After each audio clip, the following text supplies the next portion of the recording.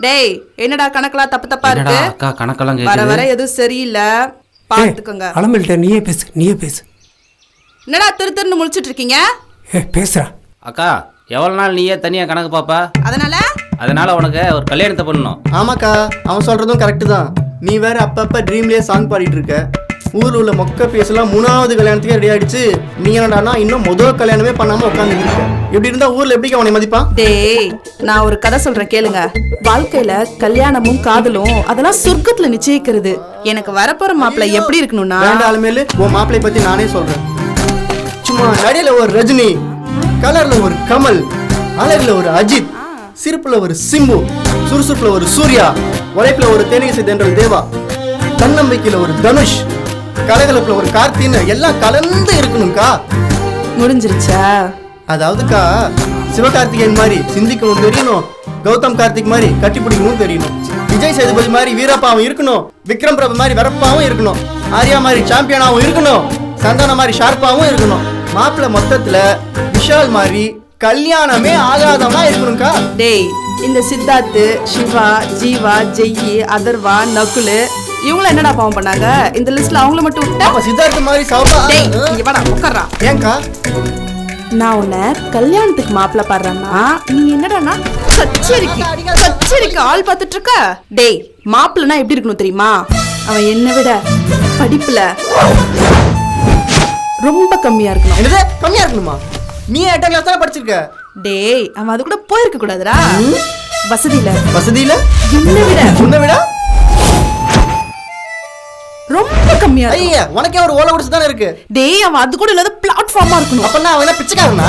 டேய் அவன் பிச்சை எடுக்கறானோ இல்லையோ, பெரியவனோ சின்னவனோ, ஓட்டையோ உடுசலோ, மீசை இருக்கோ மீசை இல்லையோ அதெல்லாம் முக்கியம் இல்ல. அவன் காலம் ஃபுல்லா காலடியிலே கிடக்கணும். ஐயோ அக்கா இப்படி எங்க கிடைப்பான்னு தெரியலையே.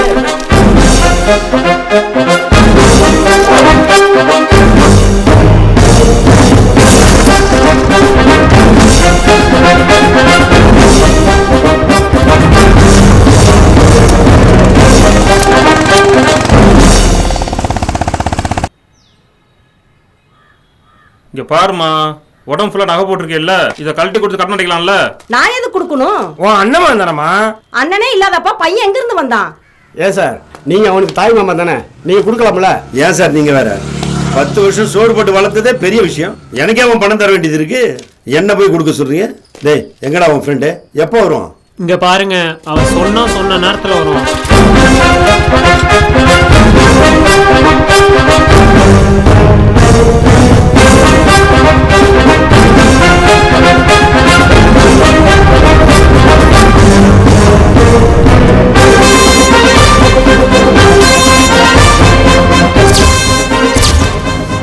நம்ம போட்டோ எடுத்து நேஷனல் ஜியோகிராஃபி காம்படிஷன் அனுப்புறோம்ல, அது ஃபர்ஸ்ட் பிரைஸ் அடிச்சிருக்கான்டா. வைல்ட் லைஃப் போட்டோகிராஃபர் அல்போன்ஸ் எல்லாம் நம்மள பாராட்டி இருக்காருடா. டேய் உலகத்துல இருக்கிற கேமராமேன் உன்னை பாராட்டுறது இருக்கட்டும், முதல்ல நீ வாங்குற கடனை கொடுறா. யோ சும்மா இருயா, மாமா இருக்காரு, அவர் மேலே சத்தம் போடுற. டேய் வாயை மூடுறா. விடு மாமா, சத்தம் போடாத, வீட்டுல போய் பேசிக்கலாம். அத்தை நீங்களா இந்த சில்லறை கடலாம் முடிச்சு விடலாம்ல. அத்தை சொத்தை நல்லா பேசாத, நாக்க இழுத்து வச்சு அறுத்து போடுவேன். நான் வீட்டுல இல்லாத நேரம் பையனை ஏமாத்தி பணம் வாங்கிட்டு போயிருக்கேன். சரி சரி விடு அத்தை. டேய் எல்லாருக்கும் எவ்வளோடா கொடுக்கணும்? இன்னைக்கே முடிச்சு விட்டுலாம்டா. மச்சான் இவருக்கு 5, சரி இவருக்கு 15, இவருக்கு 5, அவருக்கு 5, அவருக்கு 5, 10,000டா. டேய் 45,000 தானாடா? ஆமாண்டா. எல்லாருக்கும் முடிச்சு விட்டுருவோம்.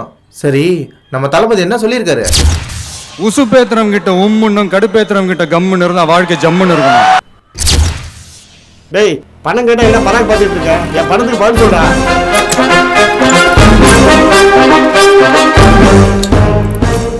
யோ என் வண்டியோட ரேட் என்ன தெரியுமாயா? நான் உங்களுக்கு தர வேண்டியது வெறும் 45,000 ரூபாய் தான். இந்த வண்டியை எடுத்துக்கிட்டு 10,000 ரூபாய் கொடுத்துட்டு போயிட்டே இரு. வண்டி யாருக்கா வேணும்? 10,000 கொடுத்து நம்ம இந்த வண்டி எடுத்துக்கலாமா? பல வருஷம் கனவு இது. என் காசு கொடுறா. இங்க பாருங்க, 1000 தான் இருந்தாலும் எங்க அண்ணன் பையன் பணத்துக்காக சொந்த பந்தத்தை விட்டு கொடுக்க முடியாது. ஏய் மர்மோனே, 10 வருஷம் சோறு போட்டு வளர்த்துக்கண்டா உன்னை. பணம் பெரிய விஷயமாடா, வீட்டுக்கு நான் பணம் தரேன்.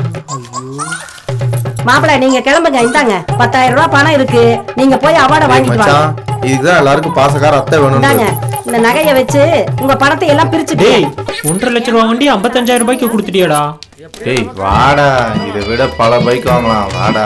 கொடுத்த காசுக்கு இந்த பைக் எடுக்கலாம்னு பார்த்தா இந்த குண்டம்மா முந்திச்சே. நல்ல வேலை நம்ம பணத்துக்கு பைக் கிடைச்சிருச்சு. முதல்ல போனை போட்டு பையனுக்கு சொல்லுவோம்.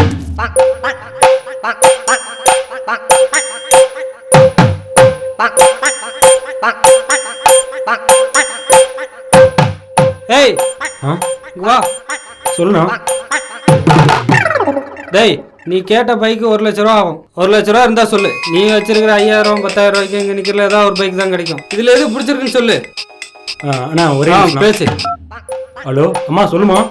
டேய் குமரா, என்னம்மா நீ ரொம்ப நாளா ஆசைப்பட்ட இல்ல பைக் வாங்கணும்னு. பைக் வாங்கிட்டேன்டா அம்மா. என்னம்மா சொல்ற? நான் கேட்ட பைக்கேவா? அதே பைக் தான்டா. எப்படியோ புள்ள ஆசையை நிறைவேற்றியாச்சு. நீ யாருப்பா? யாரு? எங்கக்கா பைக் வாங்கிட்டு ஆளே காணோம். இந்த வரண்டு போனா இங்க விட்டு போயிருக்கான். நான் தான் பைக் வாங்கியிருக்கேன். என்னோட பைக்கா? இங்க பாருங்க போலீஸ் நல்லா பாருங்க. எங்க அப்பா போலீஸ், அவர் வண்டி இது. ஆமா போலீஸ்னு எழுதி இருக்கு. சாரியை கொடுங்க. அண்ணன் பையன் தான். சாரியை கொடுக்குறீங்களா இல்ல உள்ள போறீங்களா? ஊரே நாங்க ஏமாத்திட்டு இருக்கோம். ஜோசிகாரன் சொன்ன மாதிரியே நடக்குது. இங்க பாருமா, உன் ஜாதகப்படி உனக்கு அண்ணன் தம்பி உறவு ஆகாது. அதையும் மீறி பாசம்தான் முக்கியம்ட்டு உறவு வச்சுட்டா உன்னை நடுத்தூர்ல விட்டுட்டு போயிடுவானுவான். பொருள் நஷ்டம் உனக்கு தான். டேய் மச்சான், ஊர்ல இருக்க அத்தை மாமா சித்தப்பா பெரியப்பா எல்லாரும் ஏமாத்தியாச்சுடா. இனி ஊர்ல ஏமாத்த ஒருத்தன் கூட கிடையாதுடா. அதனாலதான் இங்க வந்திருக்கோம். வரவனை எப்படியாவது ஏமாத்தி பொழைக்கிற வழியை ஃபர்ஸ்ட் பார்க்கணும்டா. நீ சொல்றது சரிதான்டா. கண்ணு கேட்டின தூரம் வரைக்கும் காணுமேடா. என்னடா பண்றது இப்ப? நம்ம கிளம்பலாமா? வருவா இருடா. ஏய் எப்படி ஆடி அசைஞ்சு வர்றான் பாருடா.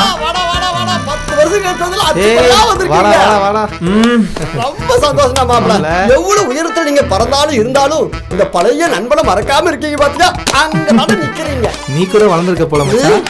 செயின் அப்பப்பா நல்லா வளர்ந்துட்டான் போல. அந்த ஈர வெங்காயம் எல்லாம் இருக்கட்டு, ஏன் கோயில் வாசல்ல உட்கார்ந்து இருக்கீங்க? வீட்டுக்கு வர வேண்டியதானே? மச்சான் இந்த ஊர்ல ஒரு பெரிய ஸ்டூடியோ போலான்னு இருக்கோம். சரியா? பொடலங்க வாயா. இங்க இருக்கிறவங்களே தேடி பிடிச்சோம்னா ஒரு 50 பேர் தான் தேர்வானுங்க.